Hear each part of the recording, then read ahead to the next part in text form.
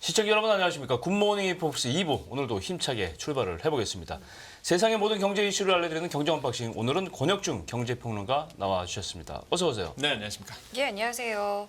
지난주에 이 태형건설이 기업회생 신청을 했잖아요. 네. 근데 이 채무 규모가 예상했던 거를 훌쩍 뛰어넘어서 지금 9조 원이 넘는 걸로 나타나고 있는데 지금 상황 좀 어떻게 봐야 될까요? 그러니까 지금 이제 아까 구조원으로 말씀하셨던 거는 이제 보증채무 얘기거든요. 네. 그러니까 보증채무, PF 보증채무인데, 그러니까 PF에 대해서 아시는 분들은 뭐 이해하기 좀 빠르시겠지만은 보통 이제 건설 들어간다, 뭐 아파트 짓는다, 네. 뭐 투자 들어간다 그러면은 일단 시행사가 먼저 합니다. 계획을 잡죠. 네. 그럼 시행사한테 사실 누가 돈을 빌려줄까라고 본다 그러면 금융사들이잖아요. 그렇죠. 근데 금융사들이 뭘 믿고 시행사, 이름 없는 시행사라든지 아니면은 뭐 이 대규모 프로젝트가 들어가는데 뭘 믿고 빌려주겠습니까? 네. 대부분이 이제 시공사에서 담보를 써준단 말이에요, 사실상. 네, 보증을 해주는 거죠. 예, 그래서 이제는 보증 서줘서 이게 대출이 들어가는 건데, 그럼 만약에 이 프로젝트 자체가 어그러진다, 만약에 망가진다, 네. 진행이 안 된다 그러면 당연히 이제는 뭐 시공사가 보증 서줬기 때문에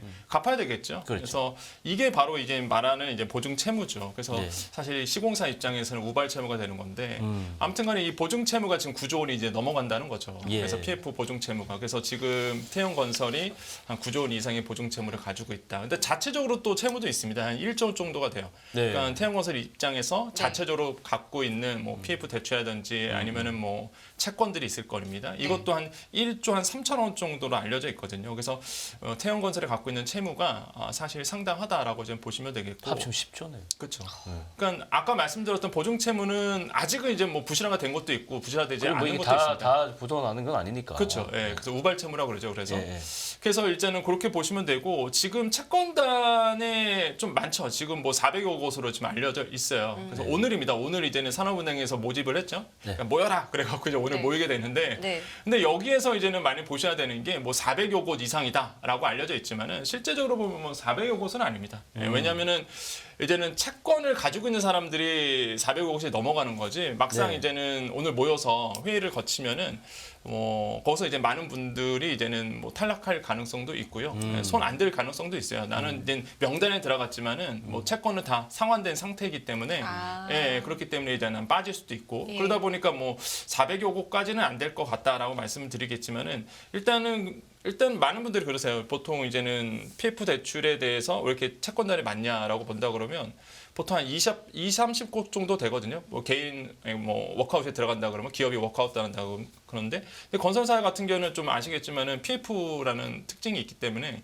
사업이 많잖아요. 지금 뭐 지방에 뭐 벌어놓은 사업도 많고, 그러면 지방에 만약에 PF 대출 일으킨다 그러면 뭐 1군 회사도 마찬가지겠지만은 뭐 5대 은행만 그렇지 않습니다. 지역에 있는 뭐 상호금융이라든지 네. 저축은행이라든지 다 들어가거든요. 그러니까 당연히 채권단이 많아질 수밖에 없어요. 그래서 이런 특징을 좀 가지고 있고, 어쨌든 간에 지금 부채는 좀 많다. 예, 자기 자본 대비 한 390% 정도 되니까 굉장히 좀 많은 거죠, 지금. 근데 태형건설이 워크아웃 이후에도 또 알려지지 않은 이 담보 부실화될 그렇죠. 수 있는 채권들이 나오고 있다. 네. 어떤 얘기인가요, 이건?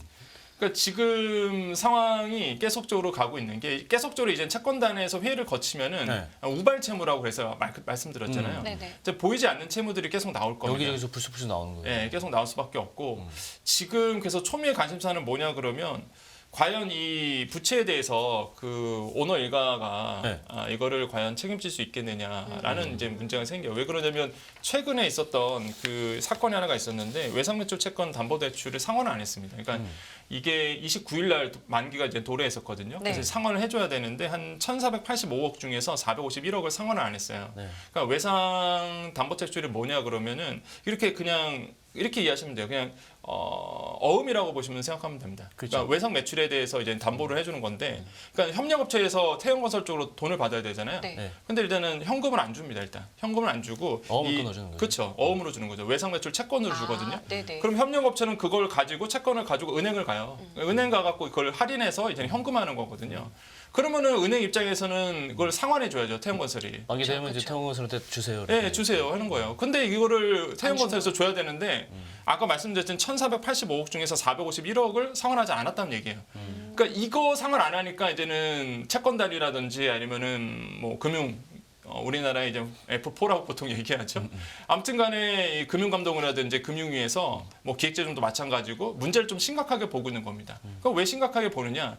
물론 태형건설 입장에서는 할 말은 있어요. 이건 금융채무이기 때문에 이건 워크아웃으로 들어가는 거다라고 보고 있는 거예요. 근데 이제는 맞아요. 뭐 법적으로 보면 문제는 없습니다. 맞는 얘기거든요. 그러니까 워크아웃 들어갔으니까 당연히 이제는 유예가 되고, 예, 안 상환해도 안 해도 되는 거거든요. 근데 이제 도덕적으로는 문제가 있는 거죠. 왜 그러냐면 이거 상환 안 해주면은 협력업체 입장에서는 돈 받을 수가 없어요. 은행에서 안 받아주니까 이제는. 그렇지. 예, 이 채권 갖고 와도 이제는 할인 안 해주고 안 받아준단 말이에요. 그러면 그렇죠. 협력업체 입장에서는 굉장히 이거는 문제가 되는 거고, 그리고 또 하나가 이제는 신뢰가 깨졌다는 거죠. 채권단 입장에서는 그 워크아웃이 75% 그러니까 4분의 3 동의가 있어야 되거든요. 예. 그러니까 채권단에서 이 개인 그 대주주와의 어떤 그 신뢰감이 있어야 이게 진행이 될 텐데, 네. 있는 채권도 이제 상환 안 해준다 그러면 사실 좀 신뢰가 깨질 수밖에 없는 부분이죠. 그러니까 네. 의구심이 드는 거예요. 그러면 이 오너 일가의 생각이 뭘까라고 본다 그러면. 그래요. 예, 의구심이 들 수밖에 없죠. 과연 이 태형건설을 살리고자 하는 의지가 있느냐라고 봤을 때 약간 의구심이 들 수밖에 없는 부분이고, 최근에 이제 태형 인더스트리를 매각을 했습니다. 한 2,400억 정도로 이제 네. 매각을 한 걸로 알려져 있는데, 여기서 오너일가가 봤을 때 한 1,000억 원 이상은 이제는 지분을 갖고 있었기 때문에 1,000억 원 정도 현금 창출 능력이 있었어요. 네. 그다음에 이제 TY 홀딩스가 한 960억 원 정도 이제는 자금이 확보한 상태인데, 네. 이거 가지고 사실 아까 말씀드렸던 이런 좀 갚아줘야 되는데. 그러게요. 그렇죠. 상거래 채권에 대해서 이제는 상환을 해주기로 했는데 네. 이게 이제 안 됐단 말이죠. 그러면 아까도 말씀드렸지만 의구심이 좀 드는 게 만약에 앵커님이라면 오너 일가라면 뭘 살릴까? 태형건설을 살릴까? 아니면은 SBS라든지 방송국을? SS 미디어넷, 그러니까 TY 홀딩스가 가지고 있는 자기 반계 계열사들을 팔아서라도 네. 지분을 팔아서라도 메인 사업을 살릴 것인가 이 고민이 되겠죠, 당연히. 그렇죠. 예. 예. 제가 만약에 오너일가라 그러면 네. 그러니까 태형건설을 살릴 수 있으면 땡큐죠. 근데 만약에 따져봤을 때 이거 못 살릴 것 같아 그러면 TY 홀딩스라도 살릴 것 같아요. TY 홀딩스가 왜 그러냐면 SBS 지분 38%를 가지고 있거든요. 거기는 오너일가 지분을 뺏기면 이제 SBS까지 날아가는 겁니다. 오너일가 네. 입장에서는. 예. 네네. 그러면은 만약에 저도 그렇게 생각했어요. 야, 내가 오너일가라면 만약에 태형건설을 살릴 수만 있다면, 워크아웃을 통해서 살릴 수만 있다면 살려 나갔는데, 만약에 채권단 쪽에서 아니면은 그 PF 대주단 쪽에서 너무 까다로운 조건을 들고 이거는 못 살릴 것 같아라고 든다 그러면 저라면은 TY 홀딩스를 살린다는 거죠. 그러면 결국 이 돈을 그 태형 건설에 투입하는 거를 하지 않은 굳이. 그쵸. 그렇게 그 입장에서 말씀하시는 거예요. 아니 지금 근데 그게 나왔어요. 아까 그 태형 인더스트리에서 매각 대금이 있었다 했잖아요. 네. 그 돈 어디다 썼냐고 봤더니만 TY 홀딩스에 대한 보증 채무를 갚았어요. 예, 이게 얼마 갚았냐고 그러면 보증 채무 390억 원 있었는데 상환을 했고요. 그 돈 네, 가지고. 네. 그다음에 경북 구미에 있는 아파트 그 PF 대출이 있었는데 그거를 상환했습니다. 그게 한 500억 원 정도 된다고 알려져 있어요. 이거를 상환한 거예요. 그러니까 TY 홀딩스를 이제 살리려고 하는 거죠. 그렇죠. 왜냐하면 이거 안 살리면 아까 말씀하신 대로 넘어가니까 그렇지. 사실. 그러니까 제가 봤을 때는 무게를 이쪽에 두고 있다는 게 좀 느껴지는 거예요. 네, 저는 그렇게 봐요. 나라도 좀 이해가 될 것 같아요. 예, 그러니까 근데 도덕적 해이, 뭐 로럴 해저드라는 비판을 받을 수밖에 없는 거죠. 예. 그렇죠. 이 태형건설 워크아웃이 굉장히 좀 난도가 좀 높다라는 그렇죠. 이야기도 있잖아요. 그러면 그거는 지금 이런 부분 때문인 거예요? 아니면 이건 또 다른 차원의 이야기인가요? 그렇죠. 그거는 이제 약간 다른 차원인데 이제 태형건설 얘기가 들어가는 겁니다. 그렇지. 그러면 워크아웃이 네. 성립해야 되는 거잖아. 맞아요. 그죠. 그게 이제 그게 어렵다는 거잖아요. 네. 지금.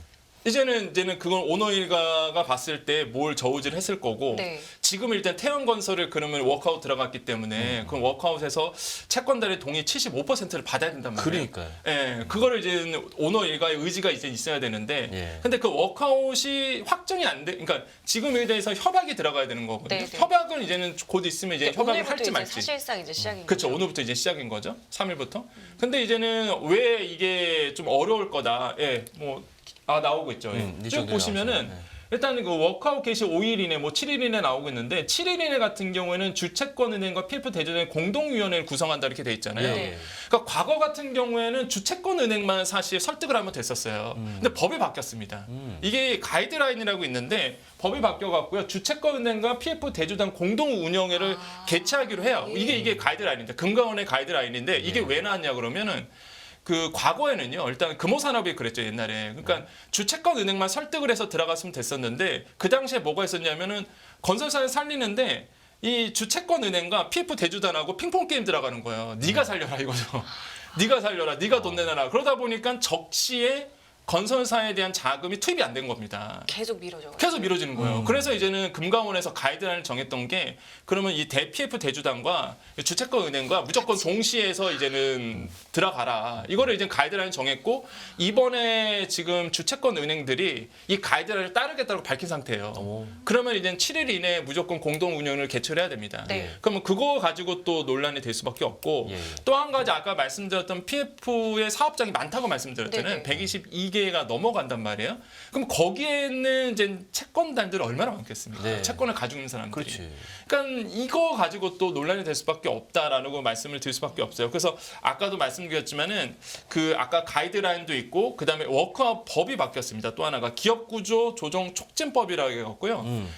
그 당시에는 금융기관만, 금융채권단만 이젠 뭐 많이 설득을 해서 들어가면 되는데 지금은 이제는 그 모든 그 운영단에 모든 채권자가 들어오도록 2016년도에 개정이 됐어요. 그러니까 은행만 설득해서는 안 됩니다. 그러니까 예를 들어서 지분 가지고 있는 개인이. 예, 뭐 말 그대로 진짜 제3금융권에서 받았던 그런 채권까지도 이게 의결권이라는 게 목소리가 생긴 거예요. 네. 그러니까 그분들을 다 이제 설득을 해야 돼요. 그러네. 그 75%를. 그러면은 사공이 참 많죠. 그렇죠. 그러네요. 예, 이거 설득할 사람도 많고 의결 낼 사람도 많다 보니까 과거와 좀 다르다라고 이제는 볼 수가 있는 겁니다. 상식적으로 보면 이쯤 되면 태형건설, 태형그룹의 오너 일가가 사재를 털어서 그러니까 반개 회사들 자기 지분 절대 지분 가지고 있는 것들을 좀 팔아서 네. 이거를 좀 살리는 데 투입해야 되지 않냐 네. 이런 의견도 있고 사실상 이 방법이 쓰여질 수도 있는데 네. 어떻게 보세요? 그러니까 그런 것 같아요. 이제 태형건설에 대해서 이제는 과연 어느 정도 오너 일가의 의지가 있느냐인 것 같습니다. 만약에 의지가 있다 그러면 아까 말씀드린 것처럼 TY홀딩스에 가지고 있는 계열사들을 팔아서라도 아마 그렇지. 태형건설을 살 수도 있어요. 네. 대표적인 게 이미 아시고 있지만 블루원이라는 기업이 있습니다. 블루원은 뭐냐면 그 골프 사업, 레저 사업하는 골프 계열사거든요. 몇 군데 있잖아요. 예, 예.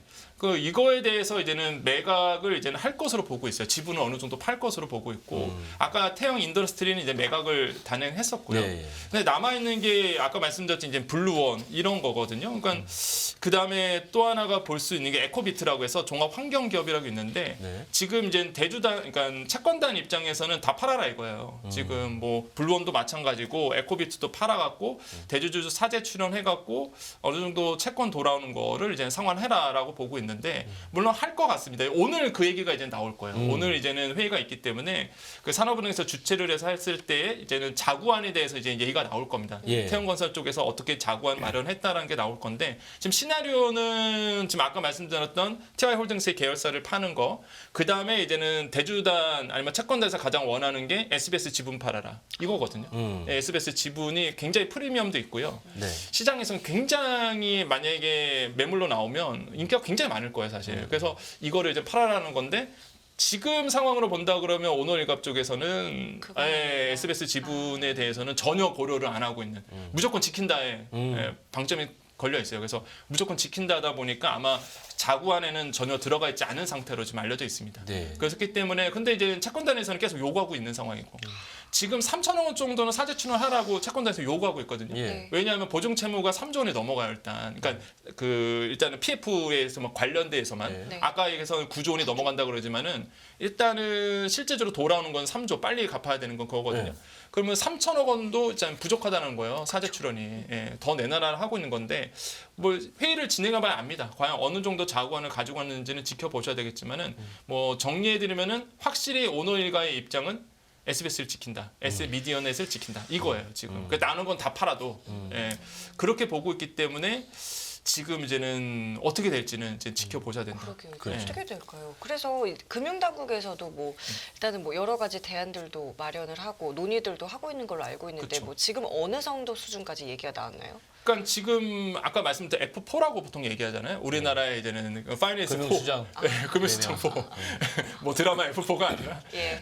그 뭐 금감이라든지 기획재정부라든지 한국은행이라든지 금감원 이렇게 네 개를 지칭을 하는데 수장들이 1월 1일에 모였단 말이에요. 그게 네. 왜 모였냐 그러면 물론 뭐 서민경제 챙기는 것도 있겠지만 가장 중요한 게 이 태형건설 매각 방안을 어떻게 진행을 할 것이냐 이거에 이제는 논의가 있었던 거죠. 아까 말씀드렸지만 사실 그 채권에 대한 문제가 생긴 거잖아요. 상환을 안 했던 부분이 있잖아요. 그래서 이런 부분에 대해서 왜 안 했을까도 이제 논의가 됐을 거고. 예. 그래서 금융감독원은 그러니까 금융기관들은요. 지금 현재 우리나라 당국은 금융당국은 거의 지금 구조조정 PF에 대해서 구조조정이에요. 그러니까 연착륙 시킨다는 거예요. 네. 그러니까 안 하겠다는 게 아닙니다. 네. 지금 금융당국은 뭐 PF 문제가 생긴 거에 대해서 무조건 막겠다가 아니라 순차적으로 구조조정을 시키겠다는 거예요. 그래서 제가 봤을 땐 태양건설의 스타트를 끊어온 거라고 전 볼 수가 있거든요. 그 전까지는 사실 1군 브랜드는 없었습니다. 그냥 네. 지방에 있는 건설사들이었다가 지금 시공 능력으로 보면 16이란 말이에요. 그럼 사실상 1군이거든요.